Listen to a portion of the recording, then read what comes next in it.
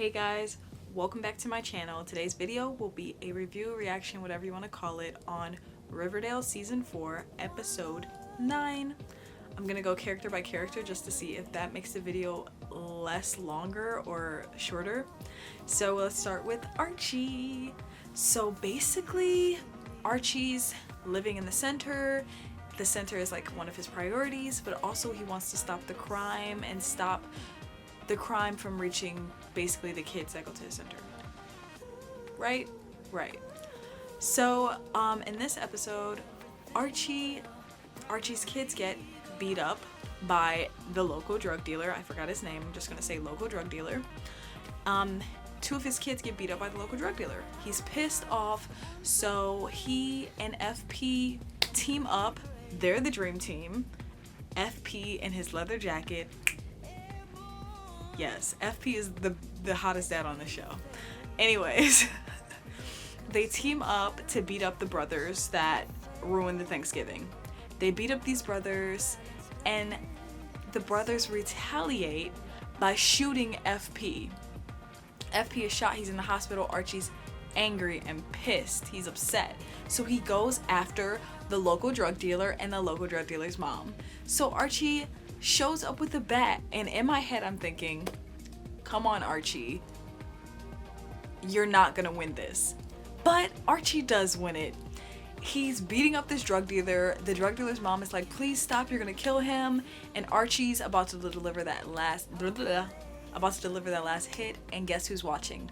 His kids from the center. So now Archie not only is going crazy, he's looking like a hypocrite to these kids, which is like the biggest mistake ever, because you're teaching these kids not to fight and not to be in gangs or deal drugs, but you're being a hypocrite by beating up this guy until he's almost dead. You're taking out your anger like that, and it's not the correct way. So Archie learns a little lesson about himself, but not only does he learn this lesson, he learns that he's still grieving about his dad, and he's so upset when he's talking to his mom about everything that happened. He's just like, these drug dealers are alive and they're bad people, but dad isn't. So I think Archie needs to see a therapist, because he's still grieving and he never got to deal with those emotions surrounding his father's death, which I think is why he's so angry and he's taking on this vigilante justice type situation, because you can't be a hero and you cannot save everyone. Hence, the dad's gone. But then Archie learns he has an uncle, and this guy visits the center and he's like, are you Archie? And Archie's like, yes. He was like, who are you? And he's like, I'm your dad's brother. Crazy. Did not know his dad had a brother. Did they mention it? They might have mentioned it, but we've never met him before. We've never met this guy. Anyways, next character, Betty. Betty's situation is kind of a little too much for me. Like, when I watch Riverdale alone, I have to have all the lights on and I have to make sure nobody's like hiding or here with me. I don't know. I just get so nervous watching like Betty's storyline. Anyways, Betty's living her life. Polly, she learns that Polly attacks one of the nurses and like scratches up her face. So Betty watches the video because she couldn't believe it. But then she sees the video and she's like, oh my god, this is crazy. And Charles is like, well, the nurse's name was Betty. And that's when I'm just like, oof. I don't know what that means, but I was just like, what's going on? So she goes to visit Polly and she's talking to Polly, and Polly's like, I didn't know, I don't remember anything, Betty, it wasn't me, I promise it wasn't me. And at that moment, I don't know why, but I honestly believe Polly. Like, was she with her faculties? Because you know, with this show, you never know. Was she with her faculties? And so Betty's like, I believe her. And so it happens again, but this time with Alice. And Alice gets a phone call, and after she hangs up the phone, she grabs a knife and she's trying to kill Betty. And Betty snaps her fingers and Alice is awake. I didn't think that it was them being hypnotized, but apparently they were hypnotized. And the first thought that came to my mind was the farm, because the only two things these people have in common were they were both on the farm, So I'm thinking the farm hypnotized them, but Edgar's dead, so I'm thinking it's Evelyn. And it is Evelyn. So Betty goes to visit Evelyn, and she learns that Evelyn hypnotized them to kill the evil Betty, which is Betty. And she says the trigger words are Tangerine 3 times. So Betty's afraid that if she says Tangerine 3 times, she's going to try to kill herself. So she goes to Charles, and she talks to Charles about it. And Charles is just like, the only way we'll find out is if we do it together. And this is where I'm at a complete loss for words, because Betty like goes back in time and stops herself from killing the cat because she thinks that's the moment her dark side was born. So they go back in time and stop it from happening. In her subconscious or in her reality, I'm not entirely sure, but I think in her subconscious, and she wakes up and the moment's over, and she stopped her younger self from killing the cat, and they're awake, and Charles like, well, then you're fixed. And I'm just thinking the whole time, is this real? Is this really happening? And the other part of me is thinking, why don't I trust Charles? Like, I know why I don't trust Charles, because he's not a genuine person. But like, why don't like Charles? What is his gain? What is he working towards? Anyways, it just seems like crazy to me. Anyways, so Betty thinks it's over, and she's killed the evil Betty inside of her, and I'm just thinking, what the fuck is going on?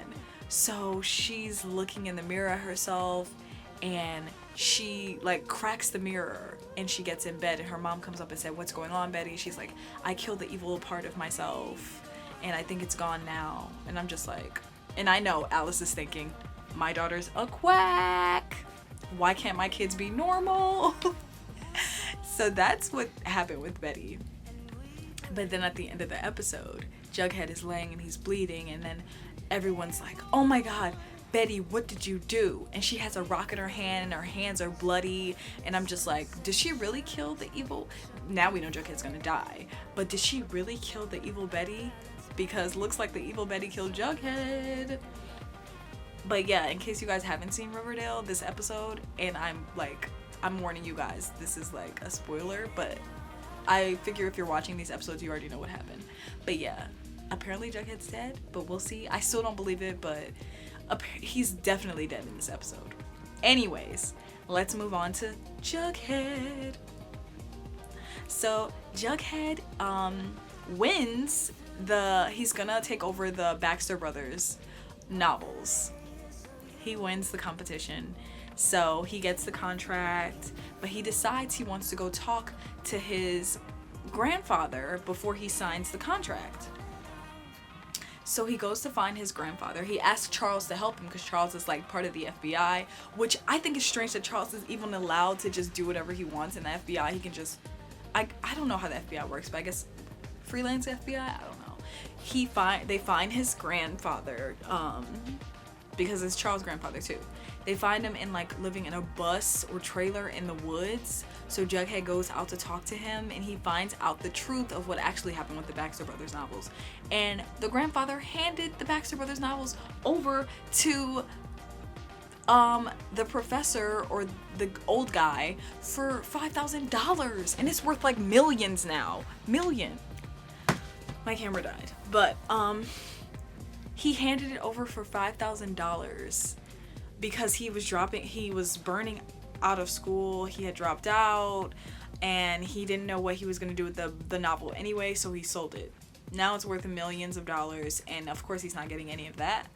And Jughead's just like, wow.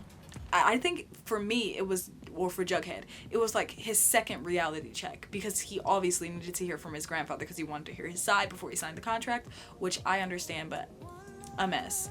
Anyways, the grandfather's like, if I had your opportunities, I wouldn't spoil them. I wouldn't pass them by, you know? And I think that's what Jughead wanted to hear, or needed to hear. So he tells his grandfather all the theories he had about them killing him to steal the story. It was like a mess, and his grandfather was like, no. And part of me thinks that there's still more to the story that Jughead's not getting and his grandfather's not giving to him, but the other part of me just thinks his grandfather's a fucking loser, and he was an abuser. He abused alcohol, he abused FP. And so Jughead leaves knowing this, and he signs the contract, and he gets this envelope under his door, and it's telling him to meet in the woods ASAP. So he goes to the woods, and my whole time I'm thinking, this is a setup, they're about to murder him. No. He's initiated into the Quill and Pen and Quill Society, and it's by his 4 other classmates. And I'm just thinking, I feel like this is connected to his death, and I feel like the whole Betty situation, I don't know, I want to have all these theories, but then maybe I'm just thinking too hard about this, and I'm just going too hard about this, and it's not the way it's gonna be. Anyways, he's initiated into the society, and there you go. He goes to visit his dad in the hospital as well, and he sees that his dad is shot. He's not too worried because his dad is fine, but he goes to see his grandfather again, and the grandfather's completely abandoned the trailer. Trailer's empty, the grandfather's gone. It's like he was never, well, his stuff is still there, but it's like he disappeared. And my whole big question is why? Why did he disappear? And I know he's not a perfect grandfather or father, but what was the point? You already told the whole truth. What did you think was gonna happen if you stayed? Like, why couldn't you just stay and have a relationship with Jughead? I didn't understand that. That made me kind of sad, but I guess that was in his grandfather's nature, and Jughead now understands that. And he didn't before. So that is Jughead. But now we're gonna move on to Veronica. I am so sick of Ronnie's dad. He's doing everything in his power to fuck Veronica over, and it's so annoying. So Veronica gets a letter, well, Pops gets a letter, and he's like, Veronica's losing her license, her alcohol license. And so she decides to throw one big party before she loses her license, before they take the license away. She invites everyone, and she also meets up with her grandma, basically. She said godmom? I don't understand that relationship, but she meets up with her grandma, and she's just like, tells the grandma that dad's picking a fight with me, and blah, blah, blah, blah, blah. The grandma goes to confront Hiram. She slaps him, and she's like, how could you do this and pick a fight with your daughter? And the grandma also gives the rum recipe to Veronica, because, you know, Veronica wants to make rum. But the same recipe, her dad uses the same recipe, basically. Her dad uses the exact same recipe. So Veronica has her last night hurrah party at her club. And the next Monday, the week coming up, she's supposed to have a meeting at Columbia for her, like, an interview, basically. And so her dad does a little bitchy thing, and he invites a Columbia recruiter to the freaking Bon Nuit party. And so she's sitting there, and Veronica's like, what the fuck?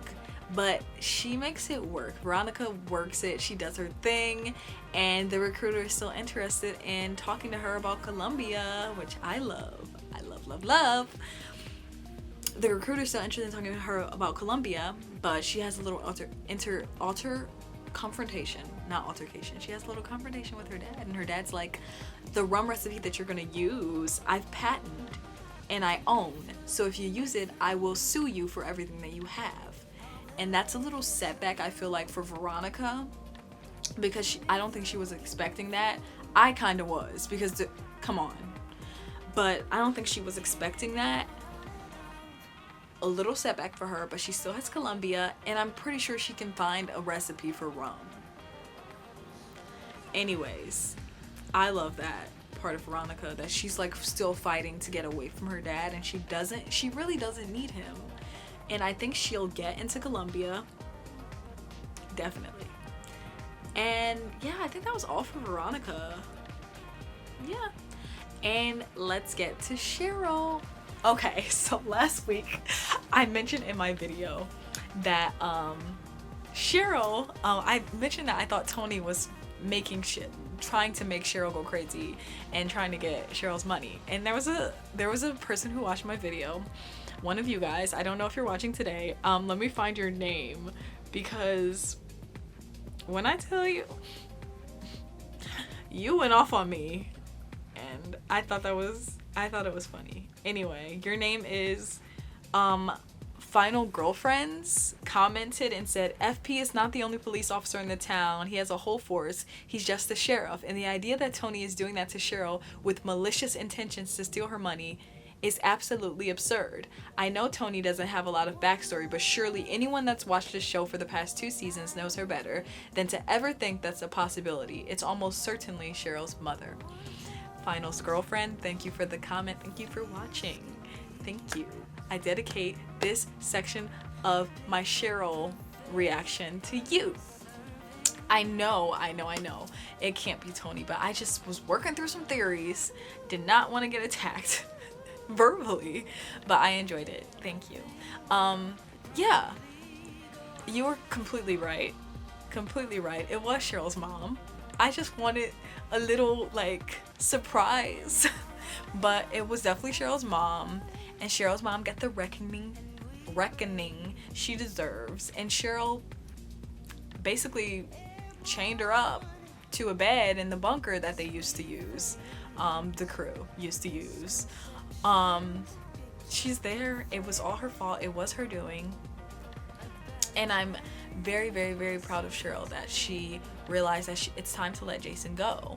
And she gave him the proper burial that he deserved.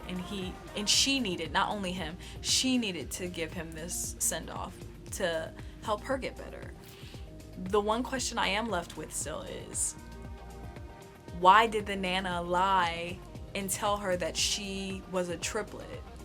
Did the mom tell the Nana to tell her that? That's the part I still trip on, because like, she wasn't a triplet. She had the test done. She didn't, I can't get the words in my head. Is English my first language? She absorbed a twin. Like, why did the Nana tell her that? That's the part I don't get. Anyways, she gave him the proper send-off, and I'm proud of her because she grew as a person and a character, and I do think that Tony needs more backstory, because this season Tony's not getting a lot of face time. She's just a sidekick character to Cheryl, and I'm kind of disappointed in that, because she had such a strong, like, her character has such a strong backstory and like character development in like the season before last. But it's like, when she was first introduced into the show, I thought she was like, oh my god, this girl's awesome. Now she's just a sidekick to Cheryl, and I don't get it. Can she have a little more backstory this season? Like, Jesus. Maybe she'll have more in like the later half of this season, but I'm kind of disappointed that the writers didn't give her more of a role this season besides Cheryl's supporter. But yeah, I think that's everybody. FP. Can we get back to FP for a second?